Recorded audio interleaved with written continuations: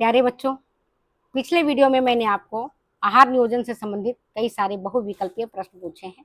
आज की इस वीडियो में मैं आपको आहार नियोजन से संबंधित ही एमसीक्यू पूछ रही हूँ,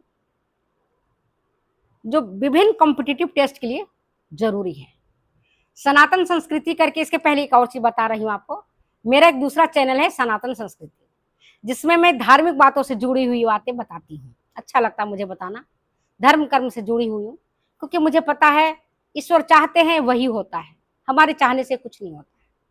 हम कर्म करते हैं, करना चाहिए, लेकिन ईश्वर को ध्यान में रखते हुए हमें अपने कर्म को जरूर करना चाहिए। अगर हम अपने कर्म को नहीं करेंगे और केवल ईश्वर पर करेंगे तो भी हमारा फायदा नहीं होगा, और अगर हम केवल धर्म करेंगे, कर्म नहीं करेंगे तो फायदा नहीं होगा। तो हमें तो दोनों ही करना है, भगवान को ध्यान में रखते हुए, ईश्वर को ध्यान में रखते हुए अपने कर्म करते रहना है, और जब उनकी इच्छा होगी तो ही हमें फल की प्राप्ति होती है। आप जरा सी इमेजिन करो, आप देखा होगा, पेपर में पढ़ा होगा आपने कि अहमदाबाद में एक फ्लाइट उड़ रही थी, इंग्लैंड जा रही थी, लोग सवार थे, अपने सपनों को लेकर के यूके जा रहे थे। कुछ यूके वाले थे जो यूके जा रहे थे, प्रभु की इच्छा नहीं थी, सब धराशायी हो गया। सेकंड में एरोप्लेन क्रैश, लोगों की जिंदगी जो कहते हैं पानी के बुलबुले से भी कम होता है, वैसा ही हुआ। लोग जल गए, ऐसे जल गए कि किसी का पता ही नहीं चलेगा कि कौन किसका बेटा है, कौन किसका पत्नी है, कौन किसका बेटी है, कौन किसका क्या है। तो मित्रों, ईश्वर पर भरोसा रख करके, भगवान पर भरोसा रख करके आप पढ़ाई करें, जो भी करें सब उसको अर्पण कर दें। तन मन धन सब तेरा है, मेरा तो कुछ भी है नहीं, तेरा तुझको अर्पण क्या लागे मेरा, कहते हैं ना, सब कुछ तेरा है प्रभु, मेरा कुछ नहीं है। मुझे तो इस धरती पर केवल और केवल भेजा है काम करने के लिए। मैं काम करने के लिए आई हूं और मैं काम करूंगी, ताकि सीना ठोक करके भगवान के पास जा सके और कह सके कि प्रभु आपने जो जो काम मुझे दिया था, हमने कहीं काम चोरी नहीं किया है, हमने हर काम किया है। परमात्मा ने मुझे किसी उद्देश्य से इस धरती पर भेजा है, केवल मैं खाने और सोने के लिए इस धरती पर नहीं भेजा है। और अगर किसी व्यक्ति को ऐसा एहसास होता है कि हमें चीजें नहीं मिली है, हम जितना प्रयास करते उतना हमें नहीं मिला है, तो दोस्तों याद रखना, हमारे भगवान भोलेनाथ तो इतने दयालु हैं कि एक लोटा जल भी नहीं रखते।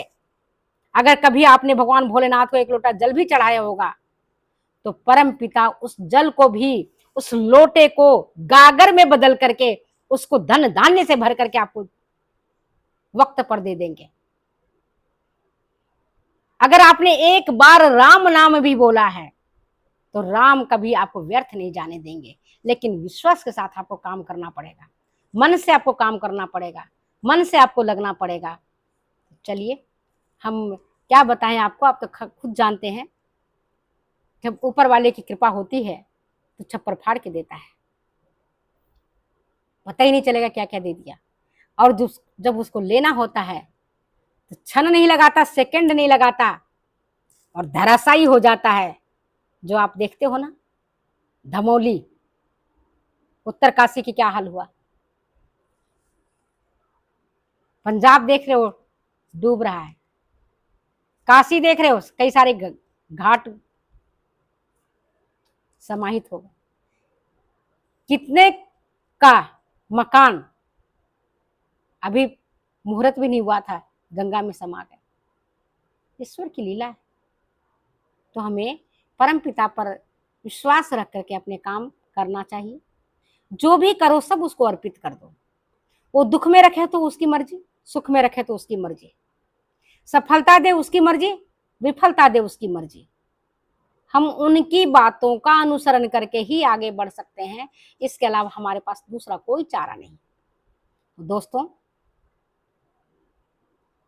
ईश्वर पर भी भरोसा रखो, काम करो, कहते हैं भगवान श्री कृष्ण गीता में, कर्मण्येवाधिकारस्ते मा फलेषु कदाचन। आपको केवल कर्म पर अधिकार है। अर्जुन तुम केवल कर्म करो, तुम युद्ध करो, करो तो सही, देखो तो सही करके, तुम भागते क्यों हो? भागो मत, करके देखो। फल की चिंता मत करो, फल की चिंता करने वाला ऊपर बैठा हुआ है।